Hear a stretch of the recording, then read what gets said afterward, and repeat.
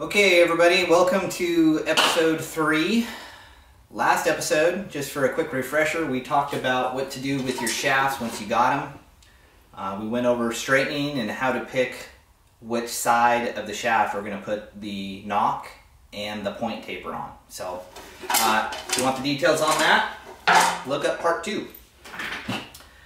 Today for part 3, what we're going to cover is how to put that taper on. So we have a couple different options.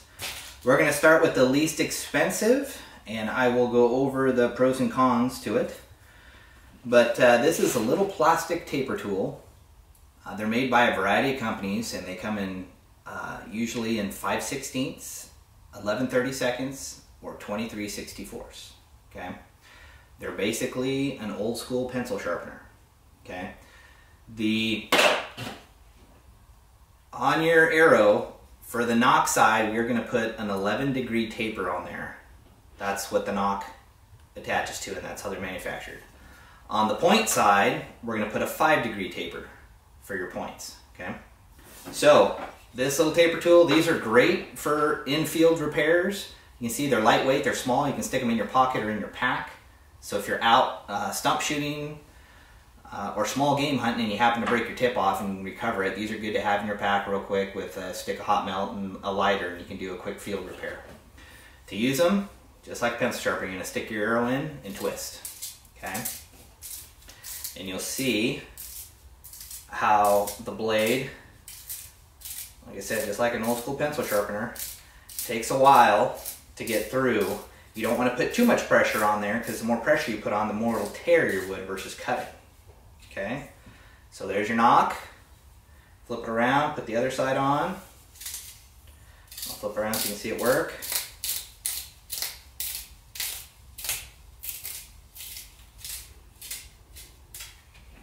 There's your point. Now you can see this is a Doug fir shaft. Doug fir does not do real well because it's just hard enough to where it grabs that blade, and unless the blade is extremely sharp, it doesn't cut real well with this. These work a lot better on Porto for cedars and a little bit softer woods, but good enough for a field repair.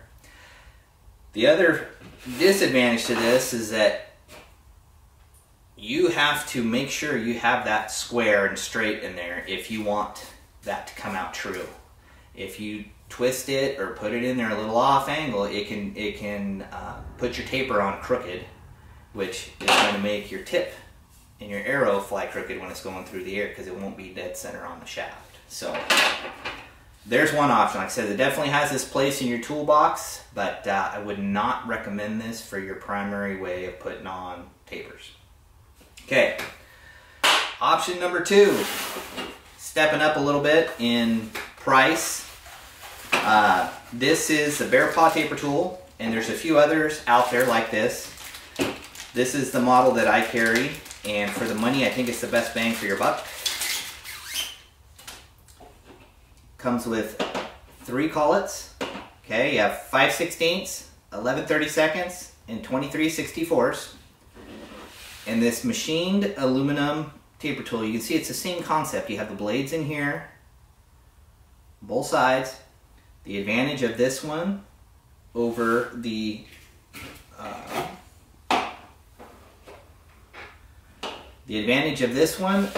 plastic model is with these collets you can get a more precise taper. And with this one tool, it's pretty light. It's like I said, it's all machined aluminum. You have all 3 different sizes. So if you're going to be making different size arrows, if you're going to make stuff for your kids, 5/16. Most of the adult size shafts come 11/32 now these days, but if you find some of the older stock, that's when you'll use your 23/64. Okay, these collets pop in with a friction fit. This collet will help you keep your shaft straight and square to the blade. Same concept. You go through, careful how much pressure you put on there, and then just twist it until it stops. You'll feel it hit the stop there where it'll stop cutting, just like you would on a normal pencil sharpener.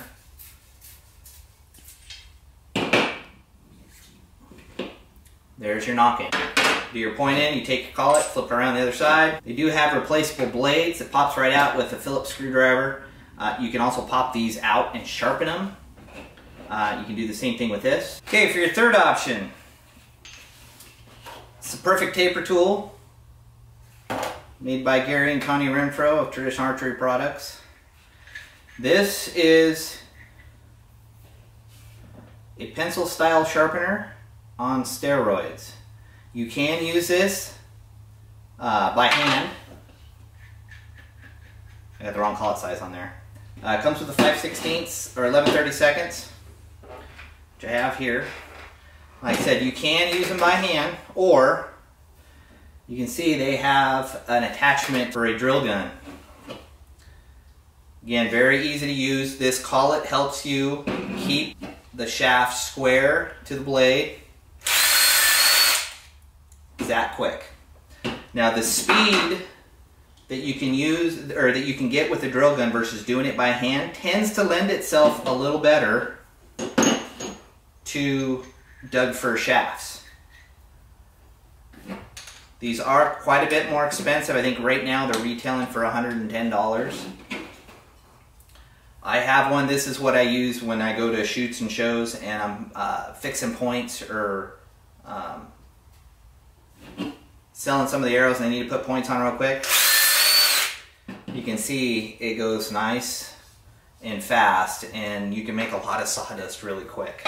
These blades that they put in here, you can pull them out. It's a little Allen wrench, and you can see that the blade has that Allen wrench right there. All you do is pop that off and you can resharpen these blades. These blades are a lot thicker, and you can sharpen them up and get it going back as good as new. All right, so this is Tim's taper tool, made by Tim Hughes here in Oregon.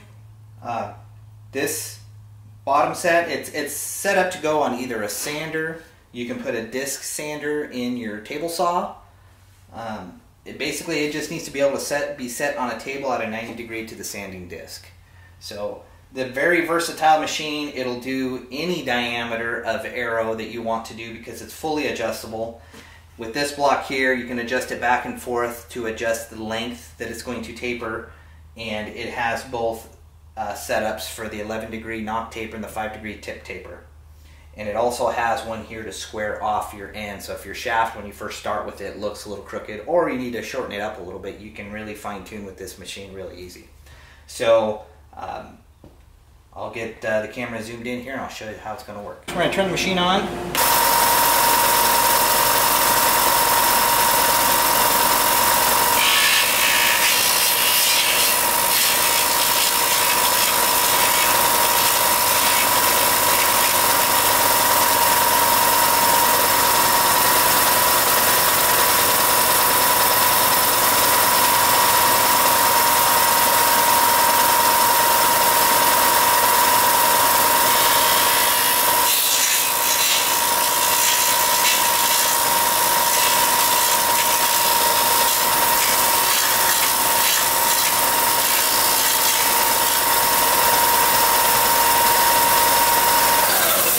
Okay, so one of the advantages of using this style of sander with the sanding disc is that it doesn't really matter what type of wood you're using, whether you're using a soft wood like a Port Orford cedar, or a little bit harder like a Doug fir, or if you get into the hard shafts like your hickories, your mahoganies and stuff, they'll handle anything.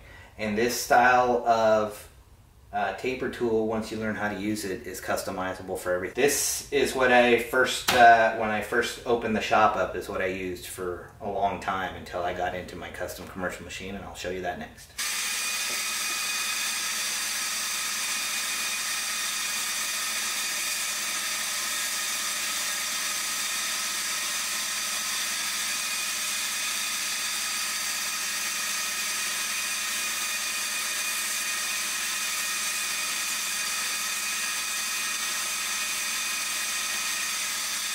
Alright, so this is what I've graduated to. You can see it does nocks, points, and it will tail taper, which will be another video probably in the advanced arrow class that I have planned. But again, it's a grinding surface. This is a 4-inch sanding disc back here with replaceable sandpaper. I use 100 grit on the points and the nocks, it's okay to have them a little more rough than you do the rest of your shaft, because you want to have something for the glue to adhere to. It gives it little teeth for it to grab onto. So that's doing your nocks and points.